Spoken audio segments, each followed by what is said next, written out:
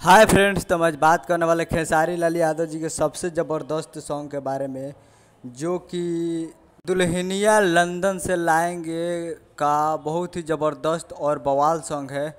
और इसमें गाए हैं खेसारी लाल यादव जी और खुशबू तिवारी केटी जी, और लिखे हैं रजनीश मिश्रा जी।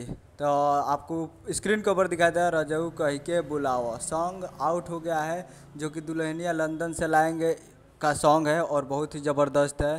फुल ऑडियो सॉन्ग रिलीज़ हो चुका है इंटरटेन रंगीला भोजपुरी यूट्यूब चैनल पे। तो जाइए और इंटरटेन रंगीला भोजपुरी यूट्यूब चैनल पे इस सॉन्ग को सुन सकते हैं। ये शाम को रिलीज़ हो चुका है, तो जाइए और सॉन्ग आउट हो गया है, तो जाइए और प्यार दीजिए। तो उम्मीद कर रहा हूँ वीडियो अच्छा लगा तो हमारे चैनल को सब्सक्राइब करके बेल आइकन प्रेस कर दीजिए, ताकि ऐसे ही खेसारी लाल यादव जी के लेटेस्ट न्यूज़ लाते रहें।